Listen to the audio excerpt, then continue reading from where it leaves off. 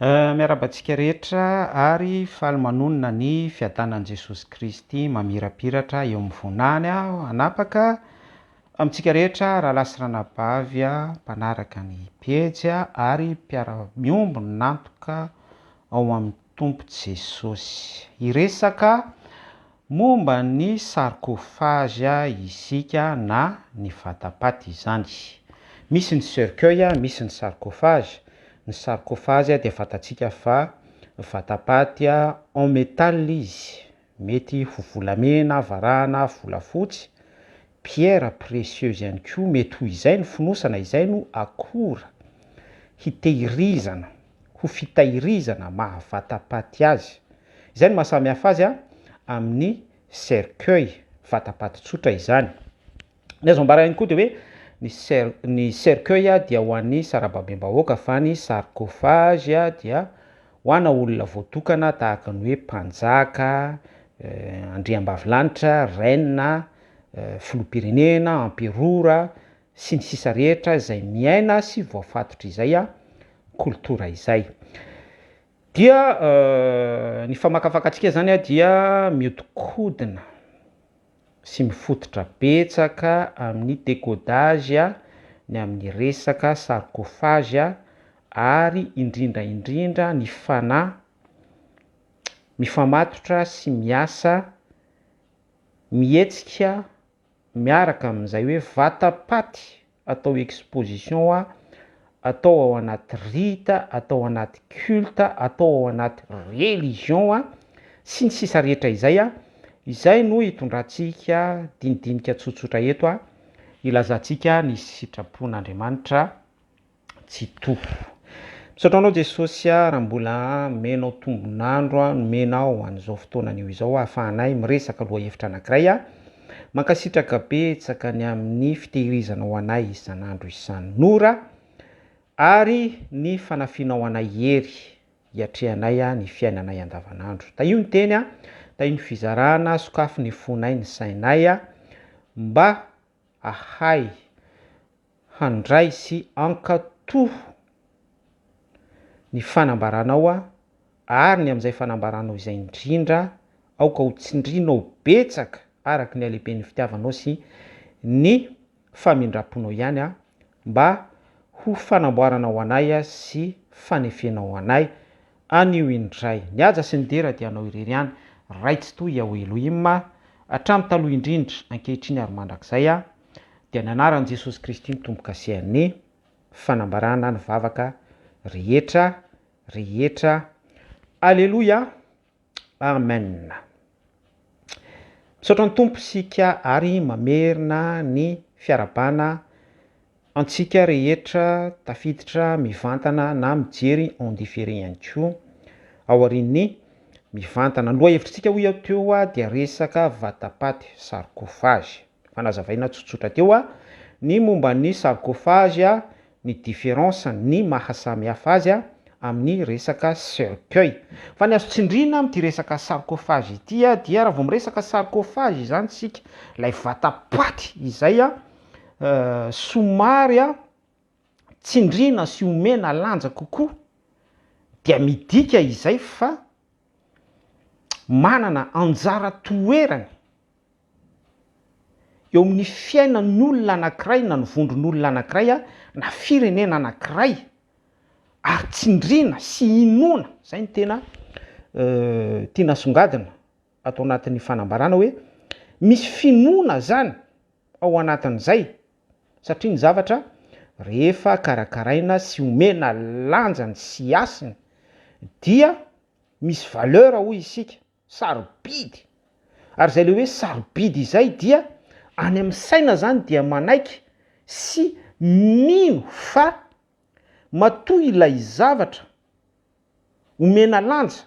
asiana considération fa hoe sarobidy manan-danja dia ny dikan'izay dia misy fietrena manoloana n'ilay fametrahana ny lanja amin'ilay zavatra tondrona. Zany hoe mietra akony, miankohoka akony satria manome lanja. Tahaka ny hoe ity zao misy vera, misy rano ao anatiny dia omeko lanja toy ny ataoko hoe sarobidy ity vera misy rano ity dia rehefa mirosy lalindalina kokoa ny tenako satria sarobidy dia hatrany amin'ny zavatra antsoina hoe misy hasiny manan-kasiny dia hatrany dia mihitatra any amin'ny fiankofana dia raiko dia toy ny lasa sampy ilay zavatra omendanja sy tondroina fa sarobidy. Alléluia. Zay ny zavatra tsara voaraitsika aloha. Sarcophage, cercueil. Raha mandinika isika dia ary efa ambarany hainao manjery voatiela izay tamin'la 1, la 2, la 7, ny Canal Plus sy ny sisa rehetra. Fa misy ny exposition fampisehoana mivelatra izay manomboka amin'ny 7 avril izao hatramin'ny 4 septembre 2023 aty à Frantsa eto amin'ny Hexagone aty Europa ary ity etsika anankiray ity izay efa nisy sy verenana tsindriana izay miendrika culte sy fikirakirana mamona ihany koa satria nanindry ny journaliste izay nanao ny publicité sy ny publication ary ny proclamation izay nanambara fanambarana ampahibe maso atao amin'la 1 sy ny sisa rehetra ny gazety izay mpiara-miasa amin'ny zareo fa en espace de 1 heure hoy zareo 1 heure et quelque adiny ray teo 100 000 billets petsaka zany 100 000 billets no voajifa ao anatin'ny espace adiny ray fotsiny zany hoe tena mirona sy intéressé betsaka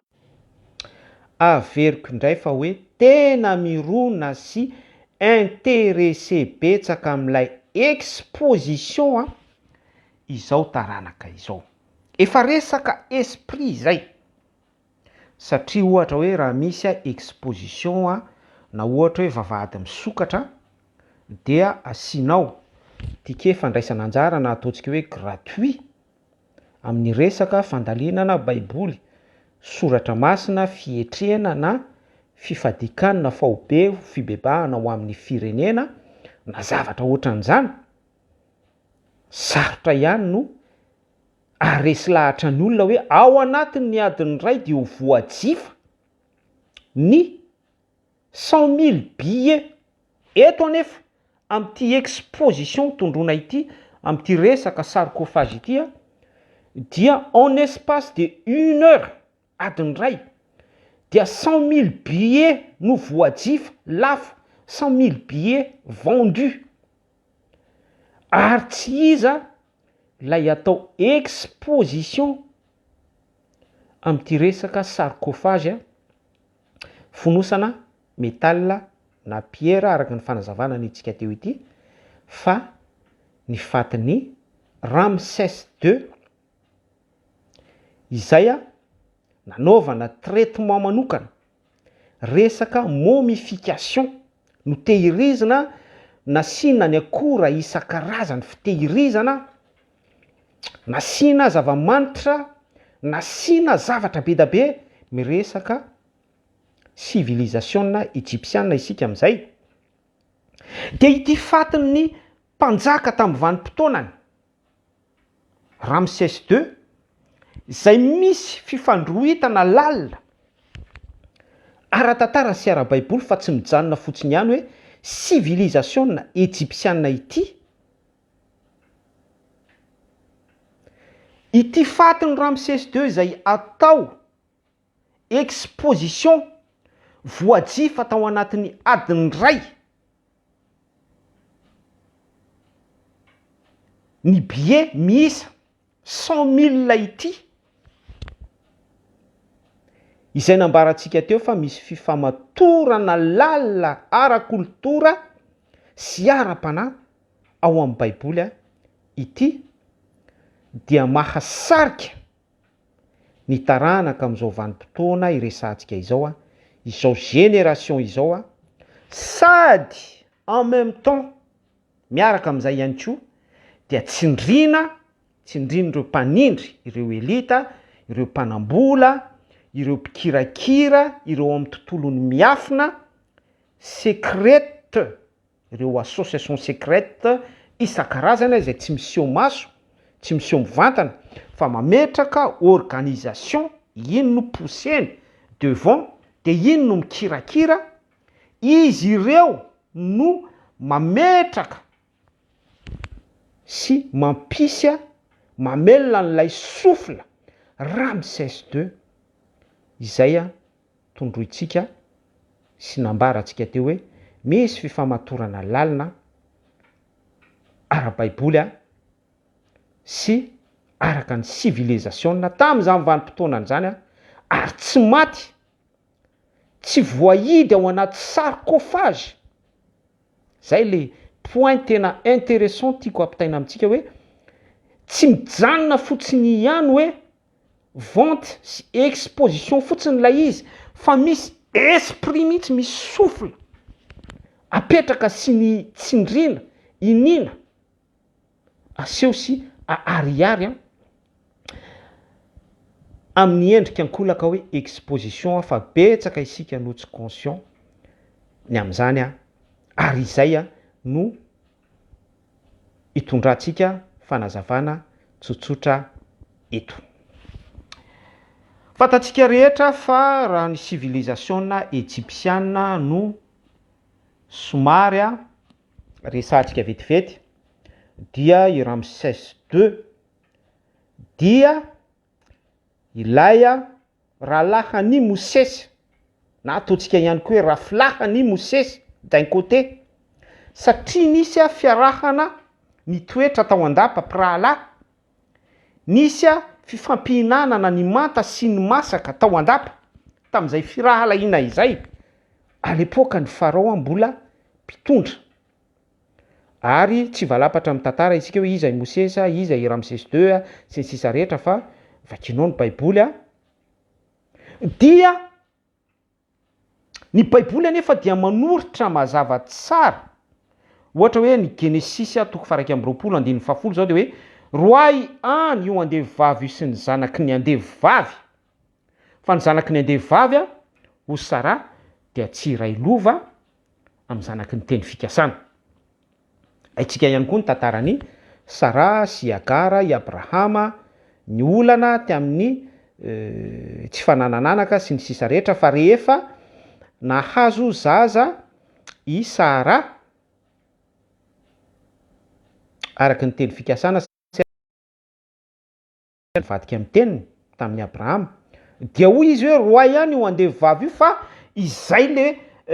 haine, izay lay esprit mpifaninana sy misy chagrin zay ihany koa, misy atezerana tao anatin'ny Sara zay. Izay le esprit tao anatin'ny Sara zay ihany koa na de hoe nisy atezerana chagrin raha hoy aho teo dia tsy hafa-niala fa ny famatotra ary ny fono ny teny fikasan'Andriamanitra hoe ny andevy dia tsy miray lova amin'ny zanaky ny teny fikasana. Ary izay no antony fisarahana sy fifandomana teo amin'ny Mosesy sy Ramsès II tao andapa ara-baiboly sy ara-pandalinana ihany koa ary nahatonga ny Mosesy ho voatosika hatrany hatrany ara-paminaniana sy ara-pifidianana ary mirazotra amin'ny teny fikasana ho fanafahana ny zanak'Israely eo ambany fanandevozan'ny Egyptianina ka nahatonga any Mosesy tsy maintsy tafasaraka tamin'ny fanjakana Egyptianina sy ny ralahany izay rafilahany ihany koa dia tsy iza izany fa i Ramsès II, i Ramsesy izay nandray ny fahefana rehefa maty i Pharaon mpanjaka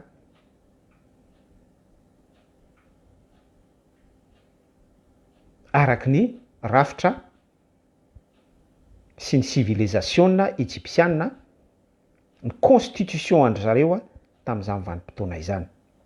Inona ihany koa ny azo ambara raha vao miresaka Ramsès itsika,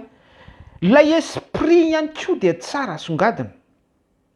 zay voahidy ao anatin'ity sarcophage izay tsy mijanona fotsiny ihany hoe voahidy satria matoa atao exposition sy amidy sy aranty dia tsy voatahiry eo ampasana intsony ilay esprit fa monsieur dégagé, milaza zava-panahy zany, dia monsieur manifesté ary manapaka sy miseho satria exposé na dikan'izay dia hoe aseho, miseho, mifo lay esprit Ramsès. Ny azo ambara dia ity esprit Ramsès ity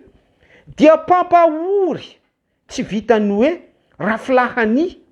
Mosesy izy ara-tantara sy ara-paminaniana baiboly, fa pampahory ny vahoaka Egyptiana ihany koa izy tamin'ny vanim-potoana, vahoaka Hébreu azafady, très méchant. Raha vakinao ny Exodus toko 5 ny amin'ny tantaran'ny fanandevozana ny 17 sy 19 dia exploiteur, pampahory. Ary nisy fotoana ny zanak' Israely nanao briky dia amin'ny fanaovana briky ao anatin'ny asa fanandevozana dia misy ny akora tahaka ny hoe mololo, izay famokarana ny briky mba ho tsy ho sarotra ny na dia hoe tsy mora ary zany asa fanandevozana izany sy ny fankatoavana sy ny fanaovana izany asa fanandevozana izany, fa nisan'ny moyen zany nafahana namokatra briky tamin'ny vanim-potoanany nanamboarana ireny dôme sy ny pyramide sy ny sisa rehetra ny sampy isan-karazany izay mbola mirantiranty amin'izao vanim-potoana iresantsika izao misy ny manao visite sur les lieux en Égypte sy ny sisa rehetra, vavolombelon'ny tantara fa tsy hoe miteniteny foana isika araka ny filazan'ny olona hoe tsy miexiste amin'ny baiboly sy ny sisa rehetra. Dia am'le passage Exodus toko 5:17 tena nanindry mihitsy Ramsès hoe aza asianareo mololo ny fanaovana briky fa velao zareo hitady mololo ho azy, zany hoe hamafisany mampiseho an'ilay toetra mampahory, mpampijaly. Ary ity Ramsès ity dia hatramin'ny fivoahana hatraty amin'ny ranomasina mena dia io esprit Ramsès io dia mbola miteny, mikendry, mamono, handripaka ny vahoaka Hébreu sainga lay tanan'Andriamanitra tsy toa mahery sy teo ambonin'ny asany ao anatin'ny resaka faminaniana sy ny fahamarinana ara-tsoratra masina sy ny efa vision an'Andriamanitra ihany koa ampiseho amintsika ny lalam-pamonjena dia atreo amin'ny ranomasina mena mijanona ny herin'ity esprit Ramsès, esprit Pharaon ity, mitovy zany zavatra resantsika izany samy pampahory ny zanak'Andriamanitra ity tondrona hoe esprit Pharaon, esprit Ramsès ity. Ity esprit Ramsès resantsika eto ity izay aranty miaraka amin'ny sarcophage mifamatotra amin'ny resaka mamona dia tsy lay Ramsès any amin'ny tantaran'i Josefa, Genesis toko 7:7 any sy ny 7:7 ilay Ramsès niara-niasa tamin'ny Josefa namindra fo tamin'ny Jakoba sy ny taranany. Mifampitohy izany zavatra resantsika izany satria azadiny fa lay Ramsès lay vadika esprit méchant eto ity dia niara-niasa tamin'ny Moïse, niara-lehibe tamin'ny Moïse tao andafy izy. Mifampitohy io zany zavatra resantsika izany ity Ramsès resantsika eto ity dia Ramsès niara-lehibe sy niara-nitombo tamin'ny Moïse tao andapa, niaraka nianatra hay hiady tamin'ny Moïse sy ny sisa rehetra hatrany hatrany no tonga rafiny Moïse mpanohatra ny teny fikasana, nanondro ny tenany ho Dieu vivant, zay le esprit Pharaon. Dieu vivant, ary na de maty ary de eo isika amin'izay no manindra nyity esprit sarcophage ity, satria dia atokana mihitsy a ny fasany a aranty a amboarina atao toy ny fiangonana, satria aza adino fa niendrika piramida, ary zany no mahatonga andry zareo a ao amin'ny sampana fikambanana miafina ary zareo association secrète zany mametraka symboliquement ny kisary piramide, tsy tongatonga ho azy zany, eo amin'ny etikety fanondrona izy ireo, marika maha izy azy ireo a, dia hoy aty hoe ity resaka piramida ity fasana fanitriana sy fitehirizana ny sarcophage ny mpanjaka ny fandimby ny amperora tamin'izany vanim-potoana izany a, araka ny civilisation na egyptianina na hafa tao anatin'ny dynastie fanjakana ny fandimby a, dia ilay piramida tsy mijanona tsotra fotsiny hoe piramida fa miendrika tranon'Andriamanitra. Raha miresaka tranon'Andriamanitra izany tsika dia misy kianja parvis, misy ny efitra masina, misy ny efitra masina indrindra, de izay mihitsy koa no copien ireo elita araka ny civilisation tamin'ny vanim-potoanana na ranontsaina. Nampahory ny vahoaka hebreo namorona ny piramida, ary ny efitrefitra isan-karazany a tao anatin'izany piramida izany izay fitahirizana ny sarcophage misy ny fatin'ny mpanjaka, dia manana an'izay endrika tranon'Andriamanitra, tempolo synagoga izay a, kanjo tsy izy fa synagogan'ny tanàna, synagogan'ny Satana. Ny tinambara amin'izany dia hoe ny devoly ampangalatra. Ny tinambara amin'izany dia eo foana koa ilay esprit an'ny Satana te hilahatra amin'Andriamanitra foana. Misy Andriamanitra tsy toa, misy ny fanamasina, dia misy ihany koa Farao a, misy a Ramsès, zavatra ray zany resantsika izany a, misy an'ilay esprit any Ramsès na de efa maty ara, dia vénérena foana sy omena lanja hoe velona foana, considérena foana, tahaka ny hoe fanahy masina, fafanahan'ny Ramsès a, ainsi de suite. Misy ny tranon'Andriamanitra, ny tempoly, ny synagoga, araka ny Torah sy ny lalàna, ao anatin'ny antsoina hoe grâce ihany koa, tempolin'Andriamanitra ianareo, fanan'Andriamanitra no mitoetra ao anatinareo a, dia araka an'izay ihany koa dia mirazotra amin'izay a, dia misy ihany koa ny piramida tranon'ny Ramsès fitehirizana sarcophage vatapaty voatokana sy voaranty nomena lanja sy ny sisa rehetra araka ny fitahirizana ao anatin'ny civilisation izay efa andry zareo elita sy mpanambola mpampahory any amin'ny tontolon'ny miafina sy izay efa niseho. Zao anefa miresaka isika izany atao mazavazava izany amin'ity resaka sarcophage Ramsès II ity, izay atao vente en exposition ity manomboka amin'ny 7 avril hatramin'ny 6 septembre 2023 aty amin'ny faritra Europa, Hexagone, France plus précisément zany. Zao anefa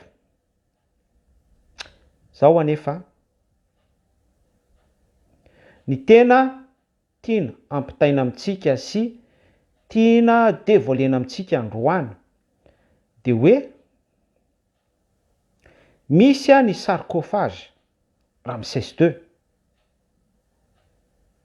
Fa androany ihany koa dia ambara amintsika fa nisy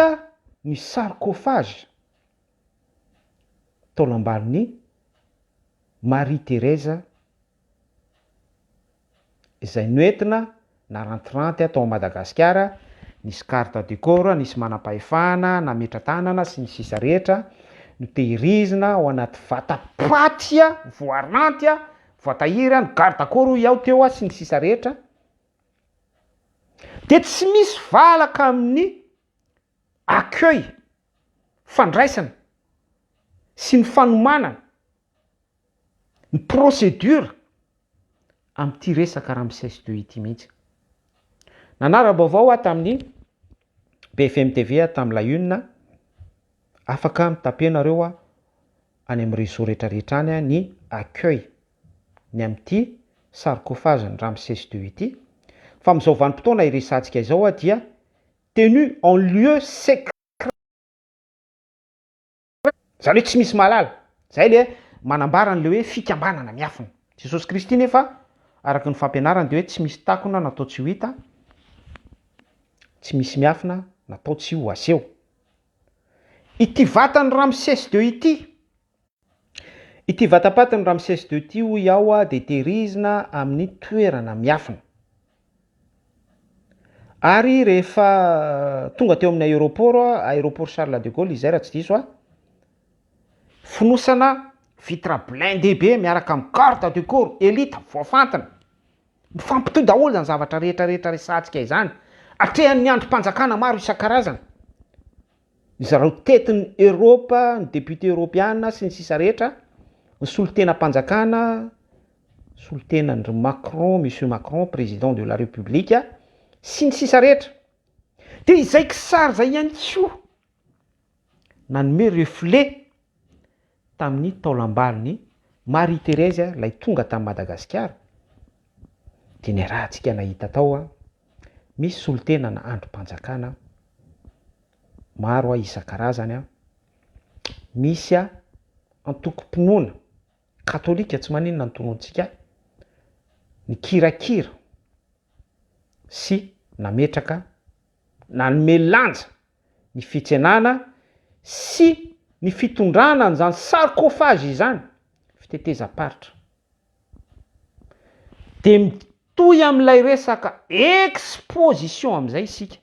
hoe exposena ilay vatapaty, exposena ilay faty, dia omena lanja, omena asina. Dia tany ambolohantsika ny teny hoe omena lanja, omena valeur, considérena. Dia manomboka amin'izay ny fiankofana, manomboka amin'izay ny miadorea, ao amin'izay ny mikasika sady manonona tonom-bavaka sy ny sisa rehetra. Mifampitohy izany zavatra resantsika izany. Ary eo ilay zavatra hitondrantsika fanazavana indice. Tsy laza zavatra betsaka isika fa anairana ny fisainantsika sy ny fieritreretantsika. Dia ito ihany isika hiditra hifotona. Isika rehetra dia manondro ny mpandala ny fomban-drazana malagasy fa mpanompo sampy, asan'ny devoly, ampiasan'ny satana sy ny sisa rehetra. Itsika tokony tsy hamadika intsony fa izao sy izao. Miresaka sujet itsika hoe sarcophage, vatapaty. Teo isika dia niresaka ny sarcophage ny Ramsès II, nisy fotoantsika niresaka sarcophage ny zareo katolika, ny taolam-balon'ny Marie Thérèse. Zao ndray tsika dia resaka ny sarcophage ny anivon-tany sy ny anindran-tany, ny famadihana, ny fitampoa, ny doany Miarinarivo, misy sarcophage ao. Ambatondradama, Ambohimanga, ny fito miandalana teny amin'ny rova, misy sarcophage daholo reny. Ary reny toerana ireny dia anaovana culte sy anaovana adoration sy louange ireo mpietsika tromba, ireo fétichiste, misy ny esprit vaudou, vaudoro, izay efa nitondrantsika fanazavana teto. Ny tiana ho tsindrina amin'izay sy anairana ny fisainantsika hoe mifampitohy izany zavatra resantsika izany. Sarcophage, fanimpotsampo isika. Ny filalaovana faty, fanimpotsampo isika. Tena marina izany, misy famarinana 100% mihitsy zany. Raha mandinika isika rehefa manatrika famadihana tamin'ny tsy fahafantarana dia nanatrika famadihana ny tenanay, dia avoaka avany ny fatiny ianina. Iny ny fatiny inanananana rabe na inanananana rasona inananana. Dia samy miorakoraka sy mandihy mitomany eo daholo, mianjaka zay mianjy zay tsy mianjaka, miaraka amin'ny zavatra rehetra raisiraisina mety toka zigara na tsy izany ihany koa, manampy amin'ilay fianjahana. Dia rehefa mivelatra eo amin'izay le faty, exposition, atao exposé tahaka an'ilay faty Ramsès II ity. dia samy manonony eo amin'izay ny sasany manoatra taratasy de atao amin'ny tavoahangy de ampiarahana anatin'ilay fonosan-damba de mba tanterao ny vinanay momba an'izao fa ianona te azo zaza dadabe ianona mba tahio ny taranaka zao izao misy ady tany izao misy ady lova mangataka aminareo razana izay fa fonosanay tsara ianareo ataonaovanay sarcofage ianareo na de hoe fonosan-damba mena ara fa sarcofage daholo zany fikirakirana faty filalaovana faty an'ilay hevitra tena hoe tiana asongadina amitsika sarcofage fanipotsampy filalaovana faty mifampitohy daholo sœur sy frère zany zavatra resantsika izany sarcofage Ramsès II sarcofage relique sisa tavela ozany katolika sarcofage fomban-drazana malagasy civilisation pratique ancestrale fomban-drazana de hoy isika amin'izay zany hoe rehefa famadihana rehefa sarcofage malagasy rehefa vatapaty malagasy cercueil sy ny sisa Ambatondradama Miarinarivo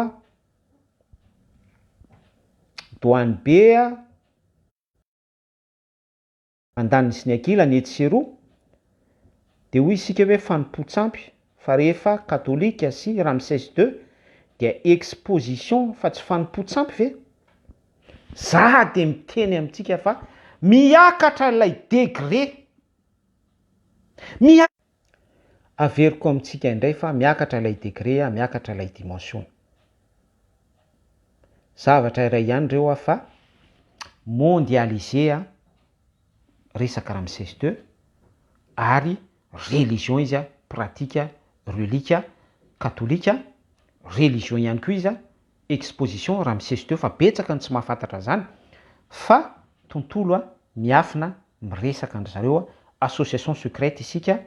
structure pyramidale ry zareo ao amin'ny religion pyramide ry zareo ao amin'ny tontolon'ny illuminati ry zareo illuminé elite an'izao tontolo zao sy ry zareo franc-maçon no tena mpikirakira sy mpanao pratika antiresaka sarcofage ity mondialisé miara-miasa ao anatin'izay ny intelligence artificielle de zay no mahatonga an'le izy hoe fonosana volamena misy androm-panjakana tena hoe protecteur misy resaka religion principauté ihany koa amin'izay fotoana izay lay esprit tany amin'ny civilisation na égyptienne pampahory ny vahoaka hébreu zay efa nanaovantsika loha hevitra teto de tsinona izany fa ny resaka fanjakana biblia sy ny resaka fanjakana faux prophète ao anatin'ilay religion miara-miasa n'ilay fanjakana ilay faux prophète ny farao esprit Ramsès nifaninana tamin'ny Mosesy sy Iarona tamin'ilay teina nivadika bibilava de io ihany koa lay mbola esprit mifo amin'izao vanim-potoana iresantsika izao hoe esprit fanjakana antikristia enina ambinipolo sy eninjato miara-miasa amin'ireo religieux ao anatin'ny fikambanana mpikambana miafina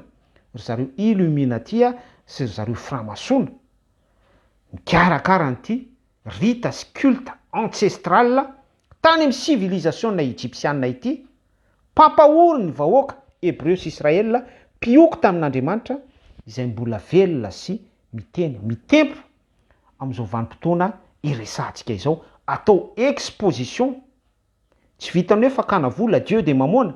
fa exposition ihany koa exposena lay esprit ny dikan'ilay hoe exposena de hoe aseho lay esprit ary rehefa miseho lay esprit dikan'izay dia exposé amin'ilay esprit zay ny tena la base izao taranaka izao de rehefa mianjaanja amin'ilay esprit ilay taranaka dia manapatra amin'izao taranaka izao ilay esprit zay ny tena à la base ny but andry zareo fanjakana mpioko amin'Andriamanitra ny elite an'izao tontolo zao ny G7 sy ny G20 mpitondra nyity sarcofage ity mitety faritra isan-karazany mametraka an'ilay esprit sy mametraka marika fanjakana bibidia ara-panazy ny zavatra resantsika izany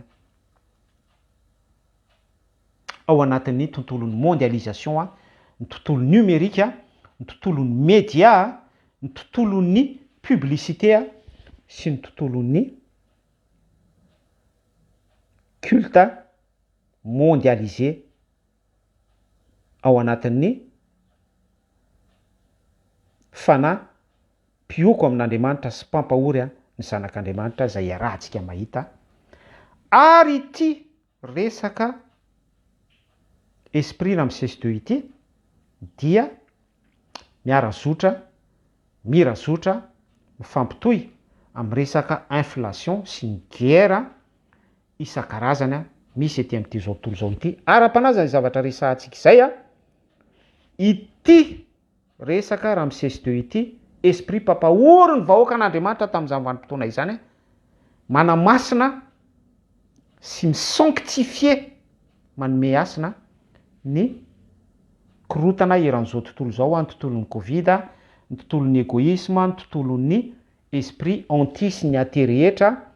ny tontolon'ny ady ny guerre ny famine zavatra be da be tsy araka ny sitrapon'Andriamanitra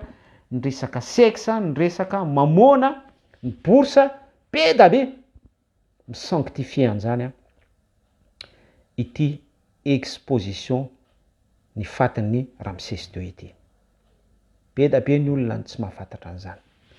ny ankamaroan'ny olona moa rehefa miditra fiangonana izy dia etan'izy hira etan'izy amaky soratra masina filazon-draharaha raisy ny tsodrano hatreo fotsiny any tsy ratsy zany fa tsy fantany akory hoe exposé izy ety amin'ity zao tontolo zao ity no ahitanareo fahoriana ozy Jesosy Kristy tsy misy poser question izy tsy ao ny discernement any mifiltre lay voile manarona azy zany hoe mivavaka izy fa ao anaty voile Jesosy Kristy dia niteny mihitsy hoe ary ho hitanareo ozy izy ny anjelin'Andriamanitra miakatra sy midina eo ambony lohany zanak'olona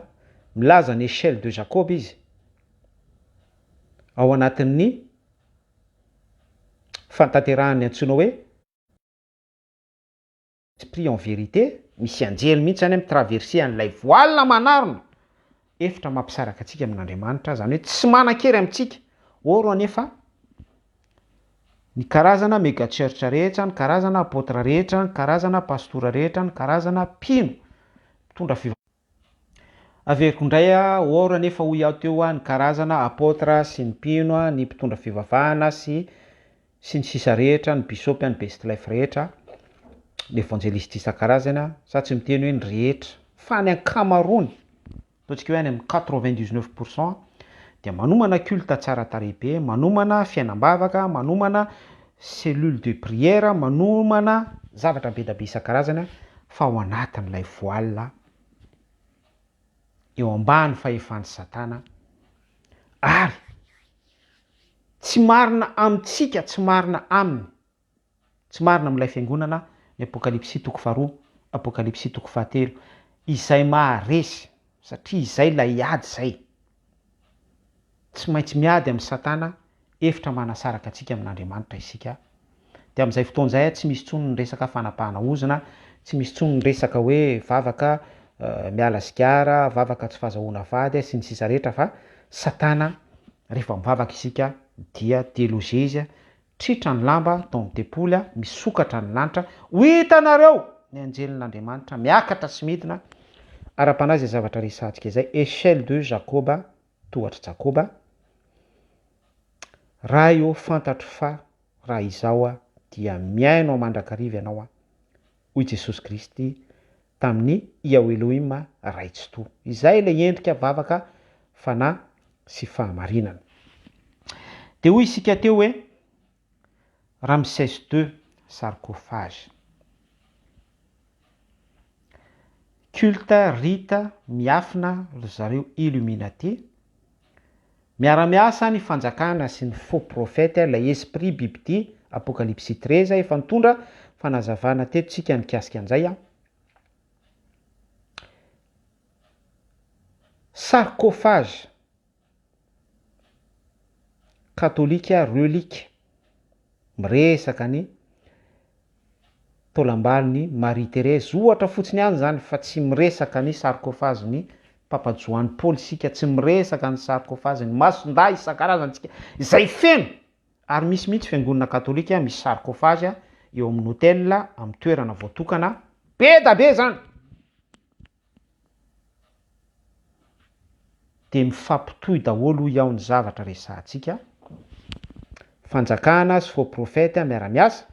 fanjakana Vatican religion prophète faux prophète katolika sy ny religion be da be isan-karazany attention tsy katolika ihany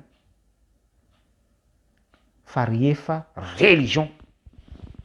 dia milalao sarcophage daholo fa ny an'ny katolika no personnifié relique alainy mihitsy i masondana i masombavy fa ho an'ny sasany dia io misy fiangonana de io misy mpino ao anatin'ilay fiangonana mega church be mihitsy ary ireo mpino ireo dia ampanantenana miracle ampanantenana fitahina ampanantenana vady ampanantenana zaza ampanantenana sy ny sisa rehetra fa haya fasana amin'ny lalitra fotsy Matthieu 23 efa nisy fotoana ihany koa tsika niresaka an'izany teto zany hoe ilay fiangonana dia lasa sarcophage fa lay ao anatiny faty de lay olona no omena lanja sy considérena fa tsy lay tenin'Andriamanitra vokatry ny fanahy zava-panahy indray ny resahantsika sady somary manindrona kely antsika tsy milaza fanomezam-pahasoavana tsy milaza ministera fa ny zavatry ny tany ny zavatry ny nofo zay koa de mbola endrika sarcophage ihany koa ary tsy épargné amin'izany ny karazam-piangonana secte be da be milaza fefampanangana maty milaza fa nanangana maty efa ho 30 mahery ny sasany efa zanahary mihitsy sarcophage daholo reny zany hoe ilay esprit Ramsès II pampahory ary reny rehefa décortiquenao ny soratra masina teneninao ny soratra masina édifienao amin'ny alalan'ny vérité biblique ny soratra masina lay faux prophète mpikirakira n'ilay sarcophage ao anatin'ny tontolon'ilay pub foana isika Ramsès II sy ny fanjakana mpiara-miasa aminy rehefa dénoncenao ny faux prophète Joana dénoncenao ny faux prophète izay mandokandoka mpitondra pampahory vahoaka malagasy tsy malagasy sy ny sisa rehetra dénoncenao araka ny sainte écriture ny bestlef anankiray na ny bishop anankiray na ny adorateur mpitarika louange vehivavy na lehilahy anankiray dia pampahory miseho amin'izay le esprit mampahory miseho amin'izay le aza mitsara mba tsy ho tsaraina zay tsy nanota taminareo nao kitorabato azy ho fatifaty foana za zao ny témoin zangy isorana ny tompo za zao efa misy manao menace tsy izay ny mahafaly mampalahelo zany fa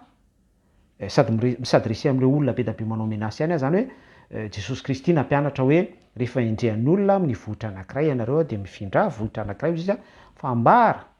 pahatapitra izao tontolo zao de lazaiko anareo marina tokoa fa tsy ho tapitra akory ny vohitra izay ifindranareo ambara-patateraky ny teny fikasana zany hoe misy ny tanan'Andriamanitra tsy to ao ambadiky tsika rehefa mitoetra ao anatin'ny amin'ny herin'ny filazantsara sy ny fahefana miaraka amin'Andriamanitra itsika ao anatin'izay hoe édification sy manambara ny sitrapon'Andriamanitra izay miatomboka amin'ny tenantsika attention fa tsy hoe maka plaisir isika kritika sy miteny ny itsizaroa fa mijanona foana amin'ny volonté divine sy ny mijanona foana amin'ny volonté divine sy ny vision an'Andriamanitra ho iateo dia hatrany hatrany arak'izay dia mitoetra amin'ny fiazonan'Andriamanitra atsika ao anatin'ny hoe tsy taky nefa nahazo sady satria rehefa mitoetra ao anatin'ny vie éternelle isika zay tsika vao tena hoe mahazo ao anatin'ny accomplissement fantaterahana verenantsika ny sujet amin'le resaka sarcophage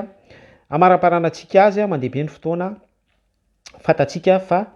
ny faty dia tsy akasitrahan'Andriamanitra Ny Romanina toko fahenina andininy fahatelo amby roapolo dia fantatsika rehetra fa fahafatesana no tambin'ny ota. Ity resaka faty sy sarcophages ity zany dia mitevoale any Satana, manome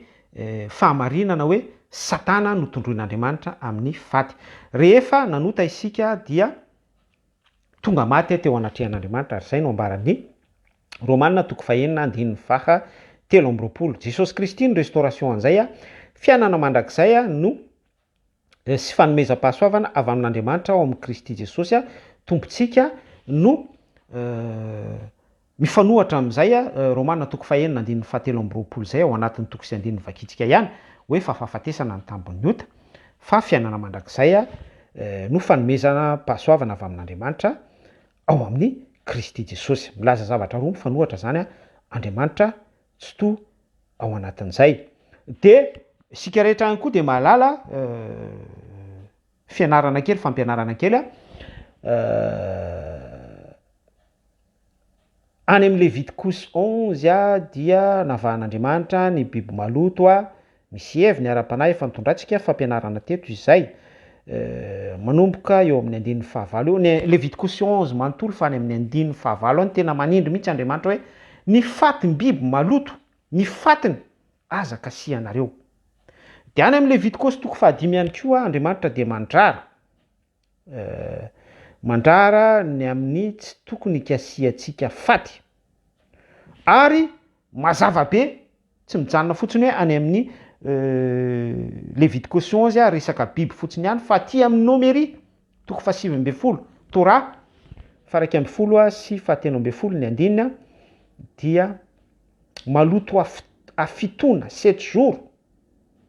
Fantatsika ny symboliquement ny resaka chiffre 7 amin'Andriamanitra milaza fa fenona. Zany hoe maloto ny olona izay mikasika faty.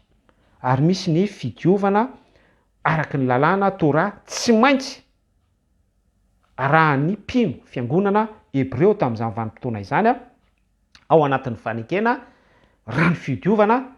mifanitsy amin'izay hoe maloto Nomery toko fahasivy amby folo zay andininy faraika amby folo sy fahatelo amby folo ny amin'ny olona mikasika faty maloto afitona izay. Fehiny danger be mihitsy ity resaka sarcophage ity ary amitiana antsika sy amaranantsika azy dia lay danger dia tsy inona akory fa ilay image ny Satana no miteny sy velona. Ary Satan en personne mihitsy, le hoe en personne dia Satana amin'ny fanahiny, tsy dia haiko ny mo hitondrana anazy hoe Satana amin'ny fanahiny mihitsy no mifo sy mihetsika ary en exposition atao amin'ity resaka sarcophage ity. Zany hoe raha miresaka sarcophage Ramsès II isika, miresaka sarcophage relique katolika isika, miresaka cercueil sarcophage pratique ancestrale fomban-drazana malagasy isika, mitovy daholo zany zavatra rehetrarehetra izany manome image, manome endrika fiangonana sarcophage mitahiry mpino tafasaraka amin'Andriamanitra, manantena miracle, manantena prospérité be fotsiny, manantena arena aranofo, manantena zavatry ny tany fa tsy misaina kely akory ny vokatry ny fanahy, miara-miasa amin'ilay faux prophète. Dia ireo faux prophète ireo no manao exposition an'ilay cercueil amin'ny alalan'ny religion karazam-piangonana isan-karazany midécortiquer an'ilay hevim-petsin'ny Satana isika izay dia ilay fiangonana synagogan'ny Satana, ilay sarcophage mitahiry an'ilay mpino ao anatiny miaraka amin'ilay faux prophète. Dia ireo faux prophète ireo amin'izay no miara-miasa amin'ny fanjakana mampiraikiraiky anao ao anatin'ny fahotanao dia maty ao anatin'ny fahotanao ianao dia izany ireny resaka mpaminany vavy brésiliana Joana, mpaminany lahy hoe lasa président en 2013 ny mpaminany sasany ny apôstôly sasany faux prophète milaza ny tenany fa izy mihitsy ny Zanahary, izy no Andriamanitra. Ny mpaminany sasany indray mamboatra mofo baolina, zany ny asan'ny apôstôly amin'izao. Ny mpaminany sasany mampanao jeriatrika pino any bestlef sasany be da be zavatra mankarikoriko ohatr'izany mila manana fifandraisana matotra sy miorom-paka mahery amin'Andriamanitra tsy toy isika relation intime azadio n'ilay passage Eshel de Jacob ny resantsika teo raha mbola tsy hany ny dimension spirituelle atsika isan'izany ny tenako dia ao anaty sariko atao exposition daholo isika tiany Jesosy ianao mirary soanao tiany Jesosy mamirapiratra eo amin'ny vonany misaotra Jesosy ny amin'ny zavatra voazaranay sy voambaranay teto ny aja sy ny dera dia anao irery ihany petsaka ny azo ambara fa ianao nie no petsaka ny azo ambara Jesosy fa ianao no mitondra révélation any am-ponay tsiraray ihany arakaraky ny etaetanay tsiraray avy dia ny aja sy ny dera dia anao irery ihany ianao tompona